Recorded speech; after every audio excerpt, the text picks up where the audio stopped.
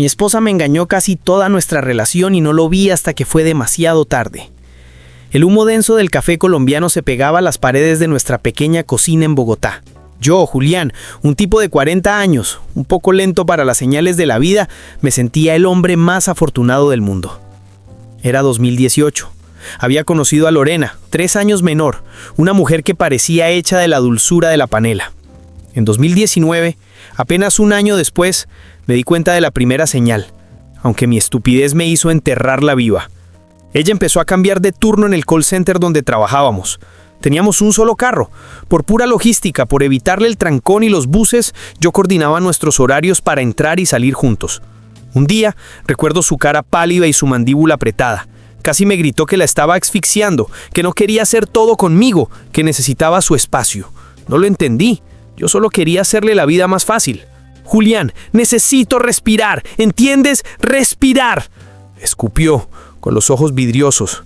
Me encogí. Yo no era un ogro celoso, solo un hombre práctico, pero su tono me golpeó. Me hizo sentir como una carga, como un error en su agenda. Retrasé mi hora de entrada, le di su espacio. Lo hice por amor, por darle lo que pedía. Ahora sé que le di el tiempo perfecto para que conociera a él, para que la mentira echara raíces. El sexo se esfumó. Primero pretextos tontos, cansancio, dolor de cabeza, el estrés del trabajo. Luego el silencio. Una pared fría se levantó entre nuestras sábanas. Una noche, incapaz de dormir, mi pecho ardiendo con una ansiedad que no podía nombrar, tomé su teléfono mientras dormía. Ella lo tenía bajo la almohada, siempre. Un escalofrío helado. Mensajes de él. Un tal Ricardo. La forma en que hablaban, la intimidad descarada, el lenguaje de un par de adolescentes en una cabaña prohibida. Descubrí el primer engaño. El corazón me latía contra las costillas con la fuerza de un martillo hidráulico. Me senté en el borde de la cama, temblando, las sábanas mojadas de mi propio sudor. La desperté. Le mostré la pantalla. No hubo negación, solo una disculpa entrecortada y lágrimas de cocodrilo. Me dijo que había sido un error, la soledad, el estrés. El estúpido enamorado que era yo le creyó. Me prometió que cortaría todo contacto y le di mi perdón. Un acto de fe ciega que ahora me sabe a veneno. Le dije, si me mientes una vez más, se acabó, Lorena. Ella juró que sería la última. Avanzamos hasta 2022. La vida nos dio una noticia que lo cambió todo. Estaba embarazada. Yo estaba en la nube. Un hijo, mi hijo. Esto sellaría nuestro futuro, pensé. Pero el patrón regresó con una crueldad renovada. La distancia. El silencio. Las noches que ella se quedaba hasta tarde en el trabajo, según decía. Y por supuesto, el sexo. Se fue. Otra vez. La barriga crecía, mis esperanzas se hundían. Un día la vi contestar un mensaje y borrarlo con una velocidad felín. No me dijo quién era. En ese momento entendí que el fantasma de Ricardo no se había ido. Esperé. Esperé con la paciencia de un cóndor sobrevolando su presa. No quería un escándalo con mi hijo en el camino, quería paz, aunque fuera una paz falsa. En 2023, ya con el bebé de unos meses, un niño precioso llamado Arturo, no pude más. El cuerpo me pedía la verdad. «Escúchame, Lorena», le dije una tarde con la voz baja y sin emociones en el balcón, mirando la bruma sobre los cerros orientales. «Yo no firmé para un matrimonio de compañeros de piso. No te estoy pidiendo que me ames con locura, pero necesito una mujer a mi lado, no un monumento de hielo. Si sigues con lo que sea que tengas, no esperes que me quede a morir de soledad». Mi advertencia no le movió un pelo. Solo me miró con una frialdad que helaba. Sus ojos eran espejos vacíos. Lo entendí. No le importaba mi amenaza, solo se preocupaba de cómo manejar la situación sin que yo la dejara. El silencio de Lorena fue mi confirmación. Un par de meses más tarde, mientras ella estaba en la ducha, volví a tomar su celular. Y fue peor, mucho peor. No era solo Ricardo. Era el mismo Ricardo, sí, pero la relación había escalado.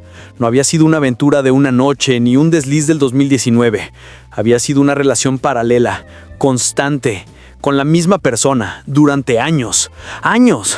Los mensajes, las fotos, el planeamiento. Un mapa de mentiras tan complejo, tan intrincado que me dejó sin aliento. Se citaban en hoteles baratos, en parques, en el mismo barrio donde vivíamos. Leía conversaciones donde ella me mentía sobre su trabajo y se reía de mi ingenuidad.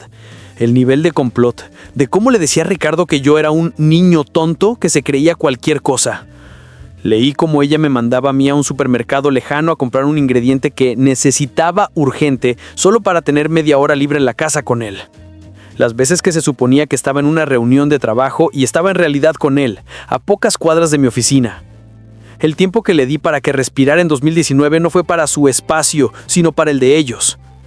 Mi cuerpo se convulsionó en un espasmo de rabia y asco.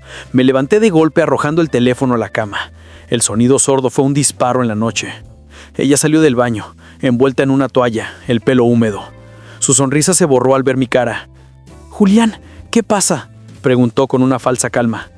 Mis ojos, llenos de lágrimas que no eran de tristeza, sino de pura, hirviente ira, le mostraron el camino.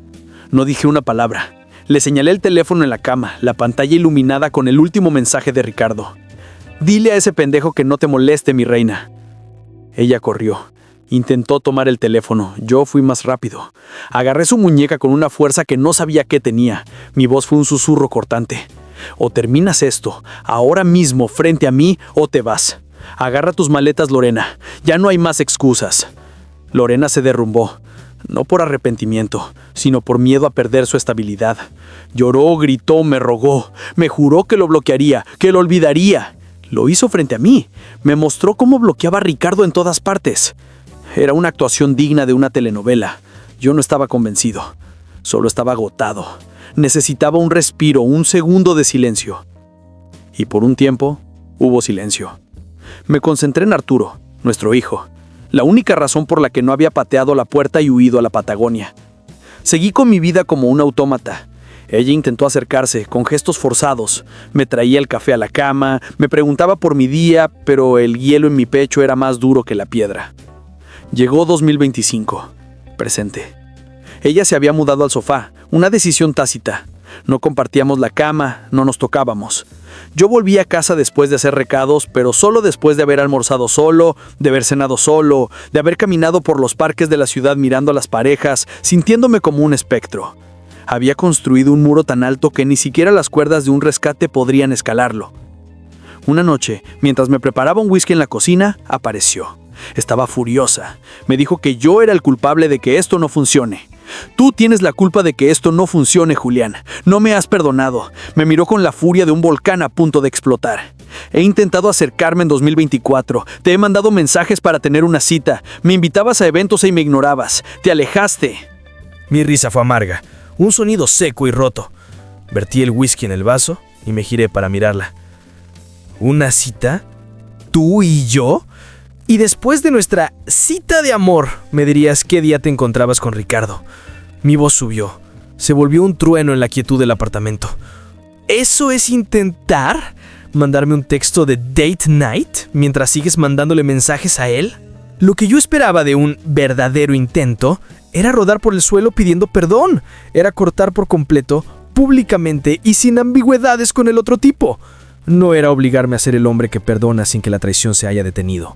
Pero la traición nunca se detuvo. Lo sé porque revisé su teléfono la semana pasada. La misma mujer, otra vez. La misma, la de 2019, la de 2023. La infidelidad había sido la columna vertebral de nuestra relación, el esqueleto sobre el que se habían tejido nuestras vidas. Y ahora, ella estaba ofendida. Ofendida porque le había dicho que se fuera. Estaba furiosa porque finalmente había recuperado la dignidad que ella me había robado. Yo ya no sentía amor. Sentía una aversión helada, un odio lento y pesado que se había solidificado en mi estómago. «Tienes que irte, Lorena», dije, señalando la puerta con el vaso de whisky, sin temblar. «Ya no hay futuro. No te odio porque me engañaste. Te odia porque me convertiste en un tonto por 5 años. Y mi paz. Yo necesito mi paz». Ella abrió la boca para argumentar. Yo la corté. «Ve a empacar. Te doy 1 mes para encontrar dónde ir. No me importa lo que digas. Ya no te oigo». Y salí al balcón, ignorando su furia y sus lamentos, y el whisky me supo a cenizas. La paz estaba por llegar, pero el camino era largo y estaba lleno de más mentiras. La infidelidad fue el esqueleto de nuestra relación, una mentira de 6 años. 1 mes para empacar y salir. Era el trato. Pero Lorena no era de las que aceptaban un no por respuesta, y mucho menos de las que se iban con las manos vacías. Ella comenzó a trazar su propio plan, un juego de manipulación que no tardé en descifrar. El ambiente en el apartamento se había vuelto más frío que la cima del Nevado del Ruiz. Ella se movía con la dignidad herida de una mártir, susurrando a su celular, haciendo llamadas a su madre donde exageraba mi crueldad. Yo la ignoraba. Donde ella estaba, yo iba en la dirección opuesta. Si ella cocinaba, yo pedía comida a domicilio. Había dejado de asistir a cualquier evento con ella. Mi vida ya no la incluía, y ese desapego la volvía loca. Un martes por la noche, me sorprendió con un ataque frontal en la sala. Arturo dormía. ¿No crees que eres un poco exagerado, Julián? Su voz aguda y venenosa me taladró. Dices que me odias. ¿De verdad crees que merezco esto por un error? No fue un error, Lorena. Fue una decisión constante, repetida durante 6 años. Yo te di un ultimátum en 2023 y me mentiste. Me mentiste cuando el bebé tenía meses. Me has mentido casi toda nuestra relación. ¿Crees que el problema soy yo por no perdonarte la infidelidad que no detuviste? Ella intentó acorralarme con el tema de nuestro hijo. ¿Y qué hay de Arturo? ¿Vas a destrozar a tu familia por un desliz? Me miró buscando la fibra sensible. No. Tú destrozaste a tu familia cuando me convertiste en el estúpido del cuento. Arturo tendrá un padre que le enseñará lo que es el respeto. Ya tendrá una madre que le dará todo lo que necesita. Pero tú y yo no somos más una familia. Me di cuenta de la trampa. Ella sabía que yo no podía simplemente irme sin un plan. Ella esperaba que yo sintiera culpa y me retractara. Ella esperaba que el peso del hijo me mantuviera paralizado. Pero el peso de su engaño era más fuerte. Comencé a buscar más evidencia. Yo sabía que la misma mujer seguía en la escena. Quería la prueba irrefutable, no para mí, sino para el inevitable proceso que se avecinaba. Revisé su ordenador. Encontré una carpeta oculta. El nivel de detalle en sus planes me dio escalofríos. Lorena no era una mujer que cometía errores. Era una estratega. Había un documento, una especie de calendario codificado donde marcaba los días que yo tenía turnos largos, como Día de Libertad. Y había más. Había mensajes de ella quejándose con Ricardo de que yo era demasiado controlador porque me aseguraba de que nuestros horarios de trabajo coincidieran. Ella me marcaba como mi defecto, cuando en realidad mi insistencia en la logística del carro era lo que le robaba tiempo con él. Ella usó mi propia decencia y mi sentido común como arma en su contra. Mi deseo de no tomar transporte público y hacer vida juntos fue la molestia que ella tuvo que sortear. Un flashback me golpeó. El recuerdo de 2019. Ella regresando tarde de un supuesto almuerzo de negocios. Su pelo con ese olor a perfume barato mezclado con el sudor de la calle. Yo inocente preguntándole si le había ido bien. Ella respondiendo con un beso superficial y la excusa de un cliente difícil.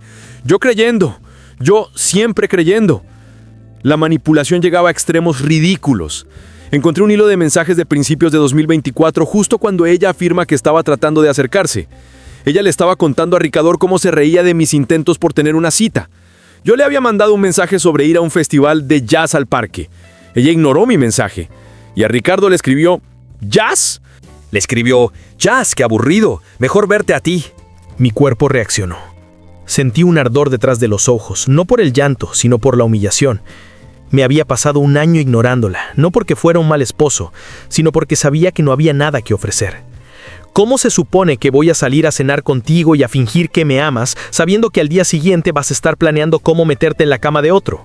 El nivel de traición era absoluto. Ella no solo me había engañado físicamente, había manipulado mi percepción, había utilizado mi amor como un escudo, había drenado mi energía emocional hasta dejarme vacío. Mi pregunta resonó en la cabeza. ¿Hubo alguna vez un momento en que no me estuviera mintiendo? Decidí que el mes era demasiado. No podía seguir respirando el mismo aire de mentira.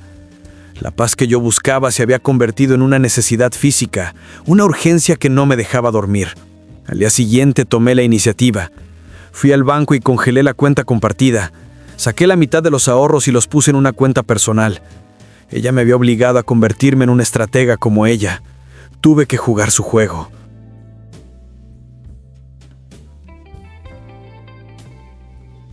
Cuando Lorena vio el movimiento bancario, sus ojos se encendieron con una furia real, no la actuada. ¡Julián! ¿Qué hiciste? ¡No puedes hacer eso! Lo hice. Mi voz era monótona, plana. Creíste que ibas a irte con la dignidad intacta y el bolsillo lleno. Esto es lo que pasa cuando uno confunde un matrimonio con una fuente de ingresos, Lorena. Esto es lo que me merezco por todos los años de trabajo que me costaste emocionalmente. Ella amenazó con llamar a un abogado. Yo sonreí, una sonrisa amarga que me dolía la cara. Hazlo. Pero antes, pregúntale a tu abogado si le gustaría ver el calendario de días de libertad que tenías con Ricardo. Pregúntale qué pensará el juez de una mujer que planeó la infidelidad durante el embarazo y que usó a su esposo como un cajero automático. Esa amenaza la detuvo en seco. Su cara se descompuso. Ella sabía que el peso de la evidencia, el nivel de complot que yo había descubierto, era demasiado. Su estrategia se vino abajo. Ella empezó a jugar la última carta. La lastima. Se puso a llorar en el suelo, pidiéndome perdón. Me dijo que me amaba, que él solo era una distracción, que yo era el padre de Arturo. Lágrimas forzadas. Yo me sentía inexpresivo, como si estuviera viendo una película mala. ¿Sabes qué es lo peor de esto, Lorena? Me agaché a su altura, mi rostro a un palmo del suyo. Olía a jabón floral, la misma esencia que me recordaba la mentira. La última vez que tuvimos sexo, a finales de 2023, recuerdo haber pensado, ¿esto es lo que me mantuvo despierto por las noches? Fue tan vacío, tan rápido, tan inexistente. Me hiciste sentir que nuestro amor era una obligación para ti. Esa frase la golpeó más que cualquier amenaza legal. La hizo callar. La verdad desnuda era que nuestra intimidad era tan hueca, tan sin vida, que ya ni siquiera merecía la agonía. Me levanté y la miré desde arriba. Empaca, Lorena. Tienes 2 semanas. No te voy a dar un mes. Si no te vas, me voy yo. Y te aseguro que no me va a costar nada llevarme a Arturo conmigo hasta que un juez decida qué tan buena madre es una mujer que se burla de su esposo por mensajes de texto. El terror en sus ojos era real. El juego había terminado. Yo había tomado el control. Ella había pensado que yo era un tonto. Yo era un hombre engañado, sí, pero no un idiota. Había despertado, y mi despertar era su peor pesadilla. Tomé a mi hijo y me fui de esa casa. El silencio es la única venganza que necesito. Las 2 semanas se sintieron como un combate de boxeo. Yo en mi esquina, concentrado en la salida. Ella en la suya, lanzando golpes bajos de victimismo y falsas promesas. Arturo, nuestro hijo, era la única luz. Lo abrazaba con fuerza, sintiendo el pequeño cuerpo cálido contra mi pecho. Y ese contacto me recordaba por qué estaba luchando. No por una venganza, sino por la paz que él se merecía. Ella intentó un último salto emocional. Una tarde me encontró empacando la ropa de invierno en cajas de cartón. «Julián, ¿de verdad no podemos ir a terapia?», su voz temblaba. Era un intento desesperado. «No», mi respuesta fue un corte seco. No hay terapia para la traición constante. No hay terapia para una relación que ha sido construida sobre mentiras desde el principio. ¿Para qué iríamos? ¿Para que un terapeuta me diga que yo debía haber perdonado a la mujer que me llamaba tonto a sus espaldas? ¿O para que tú aprendas mejores técnicas de mentira? ¿Ella se ofendió? Su rostro se puso rojo de indignación, la misma furia que mostró cuando le dije que debía irse. «Me pides que me vaya y tú no tomas nada de responsabilidad», espetó. «Me dijiste que intentamos acercarnos, te envié mensajes para citas y tú simplemente me ignoraste. Tú te construiste una vida sin mí, tú tienes parte de la culpa». Mi mandíbula se apretó. Era la excusa más patética de todas. El argumento del traidor. Claro que me construí una vida sin ti, porque cuando intentaba hacer algo contigo, me preguntaba, ¿en qué momento de este día te vas a escapar a verte con Ricardo? Mi intento de ser pareja hubiera significado ser el tonto oficial de tu infidelidad. Yo no ignoré una oportunidad, yo ignoré una manipulación. Ella se quedó sin palabras. El silencio era mi arma más poderosa. Yo ya no le creía, ni una palabra. El día de la fecha límite llegó. Yo había sido meticuloso. Tenía un apartamento pequeño y temporal listo, cerca de mi trabajo y cerca de una guardería para Arturo. Había coordinado con mi madre para que me ayudara los primeros días. Mi plan era irme yo, llevándome a nuestro hijo, y dejarla a ella en el apartamento, obligándola a tomar la decisión de buscar su propio espacio en lugar de sacarla a la calle violentamente. La justicia se la dejaría al tiempo. Esa mañana me vestí en silencio. Puse las últimas cajas de juguetes en el carro. Ella estaba en la sala, con una maleta a medio llenar, con esa expresión de desafío roto. «Julián, ¿de verdad no podemos ir a terapia?», su voz temblaba. Era un intento desesperado. «No», mi respuesta fue un corte seco. «No hay terapia para la traición constante. No hay terapia para una relación que ha sido construida sobre mentiras desde el principio. ¿Para qué iríamos? ¿Para que un terapeuta me diga que yo debía haber perdonado a la mujer que me llamaba tonto a sus espaldas? ¿O para que tú aprendas mejores técnicas de mentira? Ella se ofendió. Su rostro se puso rojo de indignación. La misma furia que mostró cuando le dije que debía irse.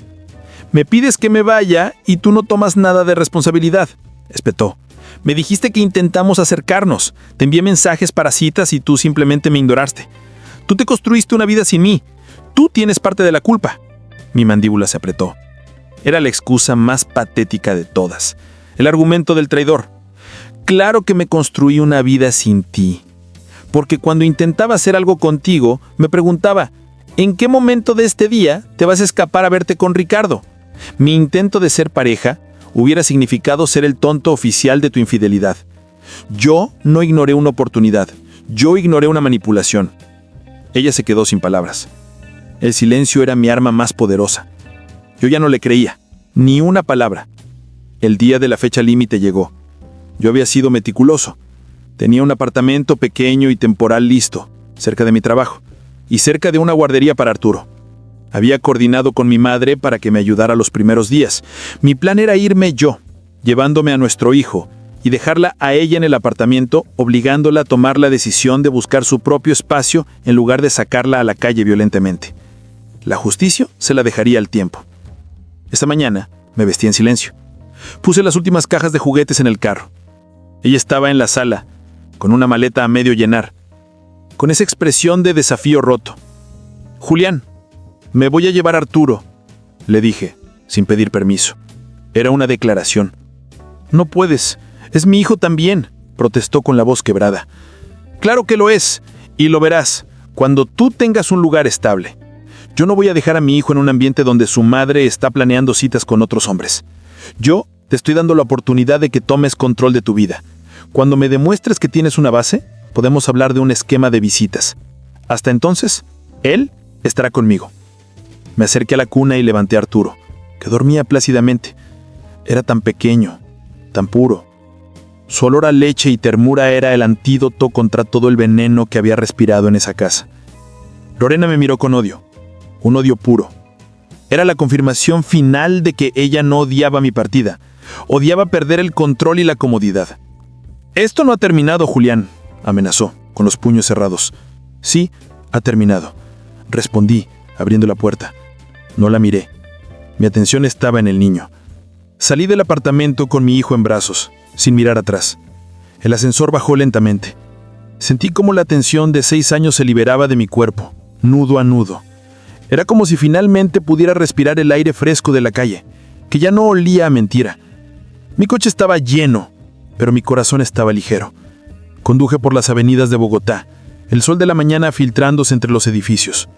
Mientras conducía, un pensamiento simple, pero demoledor, me golpeó. Ella me engañó durante casi toda nuestra relación. Yo fui el tonto que se quedó, que creyó, pero ya no más. Había dejado atrás el engaño, la manipulación, el silencio sexual. Había dejado atrás a la mujer que me había robado la intimidad, que me había hecho sentir vacío, incluso en el momento más cercano. Había dejado atrás el resentimiento que se había convertido en odio. La paz que tanto anhelaba llegó como el silencio después de una tormenta. Una paz, no de perdón, sino de desengaño. Llegué al nuevo apartamento. Mi madre me esperaba con café caliente y arepas. La atmósfera era de calma. Acomodé a Arturo en su cuna de viaje. Él sonrió. Tomé mi celular, bloqueé a Lorena de mis redes, eliminé todas sus fotos, todos sus contactos. Corté el cordón umbilical de la dependencia emocional. Lo que había entre nosotros era ahora solo un asunto legal por resolver.